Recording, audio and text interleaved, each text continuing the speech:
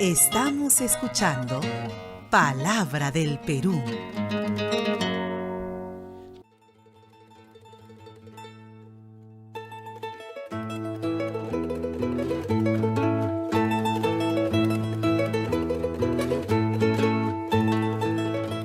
Bienvenidos de regreso, amigos, a Palabra del Perú, el programa de la Academia Peruana de la Lengua. Y tal como lo habíamos anunciado, está aquí con nosotros Jorge Miyagi. Él es un importante artista visual de la Universidad Católica, muralista y activista cultural, que va a conversar con nosotros sobre el importante rol que cumple el arte en los procesos de transformación social. Ahora, en estos tiempos, Paola, en la que estamos viviendo una terrible situación de corrupción. ¿Qué tal, Jorge? Bienvenido. Te damos la bienvenida al programa. ¿Cómo estás? Cuéntanos en qué consiste tu trabajo como artista visual. Muchas gracias por la invitación. Bueno, yo me formé como pintor. Básicamente mi producción es en la técnica de la pintura, pero he tenido la suerte de participar en muchos colectivos que trabajan el arte en el espacio público, ¿no? Desde formas de activismo, digamos un arte comprometido con los derechos humanos o con distintas agendas de luchas sociales. Leímos en una entrevista que te hicieron en el portal del Ministerio de Cultura que tú consideras que la cultura es un campo de batalla. ¿A qué te refieres con esto? ¿Cómo estás entendiendo la idea de cultura? Sí, generalmente el sentido común asocia cultura solamente al mundo de lo letrado, ¿no? O a los libros, ¿no? A las bibliotecas, a los museos, las a cosas así muy universidades. serias, ¿no? Muy serias, claro. Pero si uno busca definiciones más amplias, más holísticas de la cultura, sabe que la cultura también tiene que ver con los modos de vida, con los sistemas de valores, con la forma como percibimos el mundo, ¿no? Cómo producimos en el mundo, y entonces, entendiéndolo así la cultura, los grandes problemas de nuestra sociedad, por ejemplo, ¿no? El machismo, la homofobia, el eurocentrismo, la corrupción, son problemas culturales, ¿no? Entonces, en realidad, lo que hay que señalar es que lo cultural es la principal plataforma para un proyecto de transformación social. Si no cambiamos las maneras como nos relacionamos entre nosotros, cómo miramos el mundo, el sistema de valores con lo que miramos la publicidad, la televisión, en realidad los cambios pueden ser solamente superficiales. El problema es cuando llegamos a normalizar ciertas formas de dominación cultural, ¿no? Entonces consideramos normal personajes como la paisana Jacinta o el negro Mama. Exactamente. Entonces nos podemos reír o no nos parece tan escandaloso que se refuercen en nuestra televisión se refugian en la idea negativos. De que es humor solamente, ¿no? Creo que es humor o que son personajes de ficción, cuando lo que en realidad están haciendo estos personajes este actor es reforzar estereotipos negativos sobre la mujer andina o sobre el peruano afrodescendiente. Igual, ¿no? A mucha gente le parece normal que a muchas mujeres en la televisión se les haga dar una vueltita, ¿no? Exacto. Como pollo a la brasa que son, ¿no? Sí. Entonces, como ha sido normalizado, la gente no se escandaliza, pero la idea es poner el punto o el señalamiento en estos puntos para decir que esto no es normal, ¿no? Que son formas de dominación. Claro, dicen, esas mujeres están ahí porque quieren, ¿no es cierto? Claro. Ya no se están quejando. ¿Cuál sería el problema? Pero en realidad se trata de que todos estamos metidos en este aparato, que en este caso sería pues el machismo, ¿no? El patriarcado. Sí, y además porque creo yo, todos hemos sido socializados así, viendo estos programas, creciendo en nuestros barrios, etcétera, ¿no? Entonces es bien difícil que uno diga yo estoy libre, ¿no? De haber interiorizado estas formas de dominación, pero siempre hay que estar dispuestos pues a ser mejores personas y de construir estos sentidos comunes que nos han ido metiendo. Es decir, así como la cultura nos produce, nosotros también producimos cultura, ¿no? La podemos transformar. Claro, y justamente te queríamos preguntar sobre eso. Desde el artista que eres, ¿qué papel crees tú que juega el arte en esta lucha por la transformación social, ¿no? Porque muchos podemos pensar de que pintar un mural, presentar una exposición fotográfica, hacer poesía, música, son cosas que no tienen nada que ver con el impacto social, pero en realidad no es así, ¿no? Se puede hacer siempre desde todo punto, desde toda actividad, siempre hay algo que se puede hacer. Sí, a mí me parece que el arte tiene un potencial de transformación social en distintos aspectos. Uno es en el sentido que como te habla no solo a la cabeza, sino también al corazón, es decir, a tu razón y a la emoción, puede conmoverte y a partir de esa conmoción dinamizar aspectos ideológicos, es decir, hacerte cuestionar la realidad, etcétera, ¿no? Pero también si uno deja de pensar el arte o dejamos de pensar el arte solo como producto, es decir, la canción, el poema, el cuadro, y pensamos en las posibilidades de procesos que puede generar el arte, es decir, qué pasa cuando hacemos un concierto en determinado barrio gratuito, qué pasa cuando hacemos talleres de música para los niños y adolescentes de determinada comunidad, qué pasa cuando hacemos un mural comunitario en tal barrio con tal tema. Yo creo que pensando el arte así como procesos, también se abren miles de posibilidades transformativas, ¿no? Lo que se llama ahora arte comunitario, que son estas prácticas artísticas en los barrios con las comunidades, de alguna manera es un reflejo de estas apuestas, por una razón muy sencilla, ¿no? El arte así, en sus procesos, te permite, digamos, articular agendas de lucha, ¿no? Es decir, cuando se ha realizado un mural para la marcha Ni Una Menos, ¿no? Con activistas, es un ejemplo de cómo se puede articular distintas agendas de lucha, ¿no? Todo el trabajo de un colectivo al que pertenezco, como el Museo Itinerante Arte por la Memoria, es un ejemplo de cómo se puede articular el arte con la agenda del movimiento de derechos humanos, etcétera, ¿no? A mí me parece muy útil también diferenciar lo político de la política, ¿no? Que es algo que plantea Chantal Mouffe, porque, digamos, si lo político es de alguna manera todas las relaciones sociales de poder que hay en la sociedad, no existe arte apolítico, pues, ¿no? Es decir, si yo decido pintar pajaritos, flores, autorretratos, todo es válido, ¿no? Pero es un posicionamiento frente a las relaciones de poder, ¿no? De dominación, de subordinación que hay en el mundo. Es decir, no existe arte apolítico, todo arte es político, pero no todo arte incide en las relaciones de dominación, ¿no? Criticándolas, etcétera. Y también no todo arte incide en lo que llamamos la política, ¿no? Es decir, esta disputa por las instituciones, por los cargos de representación, etcétera, ¿no? Se trata entonces de orientar este potencial político que el arte ya tiene de por sí, ¿no es cierto? Sí, yo creo que desplegar esa potencialidad, ¿no? Y aprovechar a la gente, ¿no? Yo sí he tenido la oportunidad varias veces de participar en muralizaciones. Yo no soy artista, ¿no? Como ustedes saben, yo soy lingüista. Sin embargo, se crea una mística muy importante, ¿no es cierto? Y una hermandad, ¿no? Entre la gente que está participando ahí. Y ese es el espacio donde se pueden generar también ideas, ¿no es cierto? Que puedan estar orientadas a la transformación, como estabas comentando, ¿no? Ahora, todo esto está muy bien, sí, pero también hay que comentar que hay un lado oscuro del arte, ¿no es cierto? Es decir, a pesar de su contribución a las luchas sociales, muchas veces el arte ha sido utilizado como una herramienta de discriminación, ¿no? Como un símbolo de clase, de estatus, que genera jerarquías. ¿Cómo se puede hacer frente a esto? Tal vez habría que pensar el arte no solo a nivel de sus productos, es decir, el poema, el cuadro, la canción, sino los procesos de distribución y consumo, ¿no? El arte no es solo el producto, sino los sistemas de distribución y consumo, es decir, la música no llega pues por la ventana a nuestros oídos, sino a través de toda una industria fonográfica, musical, ahora redes sociales, etcétera. Igual las artes visuales no se aparecen por obra de magia ante nuestros ojos, sino a través de galerías, museos, etcétera. Y sí hay distintas dinámicas. Una puede ser esa que señalas, ¿no? Que Bourdieu llamaba la distinción, es decir, el tema de cómo el arte puede ser un signo de distinción social. Yo siempre contaba una anécdota que me contó un amigo, miembro de la brigada muralista, que cuando fue a recoger unos cuadros que había dejado en una galería, bajó con el taxista para que le ayude a cargar los cuadros y vieron un cuadro en la pared de $14,000, ¿no? Wow. Y el taxista se sorprendió porque era un cuadro de expresionismo abstracto, es decir, lo que alguien que no ha accedido un poco a la historia del arte contemporáneo occidental dice, oye, eso lo puedo pintar yo borracho, no te manchas, ¿no? Entonces el taxista... Eso digo yo también, ¿no? De verdad. Una línea, un punto ahí. Claro, sí, ¿no? Unos gestos así. Y entonces el amigo taxista le dijo a mi amigo, oye, gordo, ¿has visto 140 soles eso? ¿Cómo va a ser, no? Entonces mi amigo le dice, ¿cómo que 140 soles? 14,000.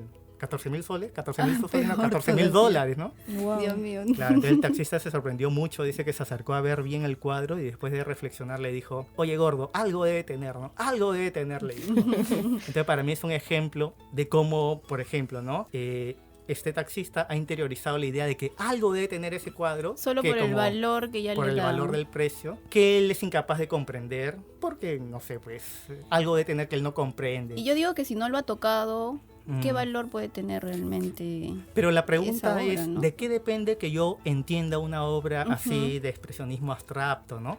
Depende de el acceso a un conocimiento específico que es la historia del arte occidental. Y eso es un privilegio de clase, ¿no? No todos hemos llevado cursos de historia del arte. Es así como el arte se puede volver un signo de distinción social. Ahora, Jorge, te pedimos por favor que te quedes con nosotros para continuar esta súper entrevista en el siguiente bloque. Ya volvemos.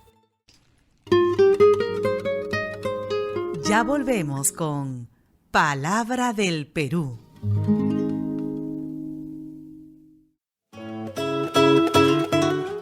Escúchanos todos los domingos a las 6 de la tarde a través de la página web www.academiaperuanadelalengua.org.pe.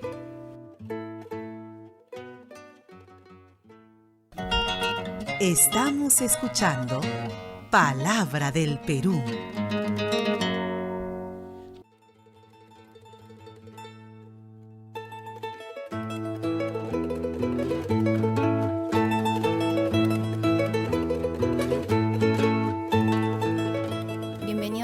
Amigos a Palabra del Perú, el programa de la Academia Peruana de la Lengua, y continuamos aquí con nuestro invitado especial. Él es Jorge Miyagi, importante artista visual de la PUC, muralista y activista cultural, que está conversando con nosotros sobre el importante rol que cumple el arte en la vida social y política de nuestro país. Y en el bloque anterior estábamos conversando con él sobre la idea de mirar el arte como un proceso con la finalidad de poder democratizar el arte, porque estábamos conversando sobre este lado oscuro del arte, que muchas veces las piezas artísticas, el acceso a todo este consumo cultural suele utilizarse como un signo de estatus, de distinción social, y eso más que unir y contribuir a la transformación social, pues no hace más que separarnos, ¿no es cierto? Entonces, Jorge, nos estabas comentando sobre cómo podemos hacer para que el arte llegue a todos, ¿no? Y cambiar nuestra mirada sobre este fenómeno. Sí, yo reformularía la entrada porque siempre este concepto de democratizar el arte se puede entender de una manera etnocéntrica, como que un grupo tiene arte y cultura y la lleva a otros que no la tienen, y eso no se da, ¿no? Es bastante etnocéntrico porque todos nuestros pueblos, todas nuestras comunidades siempre participan y crean y producen distintas formas artísticas, ¿no? La idea de democratizar arte es, creo yo, hay que entenderla como crear las plataformas, abrir los canales para compartir, ¿no? Para compartir sobre todo el conocimiento, ¿no?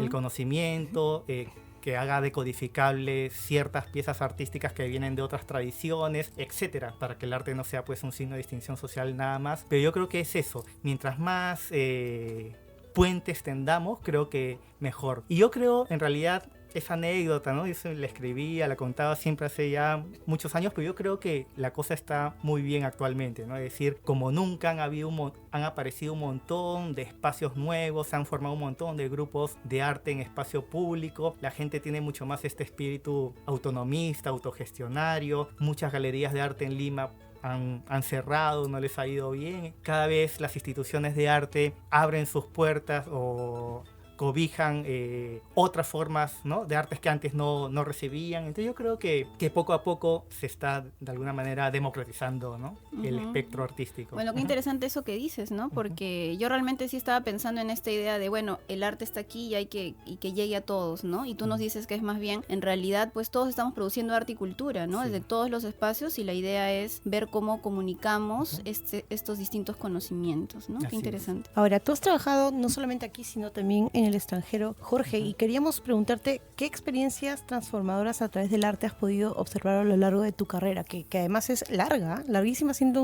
una persona tan joven. No soy tan joven, pero bueno. No, si eres joven. A ver, una de las primeras experiencias, digamos, de arte en espacio público, que se puede llamar arte crítico, fue siendo estudiante, ¿no? Finales de los 90, en épocas de dictadura fujimorista, y tuve la suerte de participar en un colectivo que se llamó Aguaitones, ¿no? Hicimos un mural por el 50 aniversario de la Declaración de los Derechos Humanos en época de dictadura, en ese muro que está en la Bajada Alta de Miraflores, que fue borrado, ¿no? Por presiones militares, y se generó en la época una repercusión mediática, ¿no? Teniendo, pues, no me acuerdo, 19 años, empezamos a salir en muchos medios de la época, cosa que para nosotros fue una experiencia muy interesante. Y así hicimos varios trabajos de activismo desde los aguaitones contra la dictadura. Después tuve la suerte de participar en festivales independientes, ¿no? Uno de los que más recuerdo fue el Festival Arte Sin Argollas 1, ¿no? Que se realizó en una casona del centro de Lima. Después como mi primer individual fue en un centro contracultural que existía en el Jirón Quilca, que se llamó El Averno. Desde el 2000, finales del 2001 yo me involucré mucho con El Averno, ¿no? Fui parte de la asociación hasta su cierre en el 2012. Una experiencia muy enriquecedora,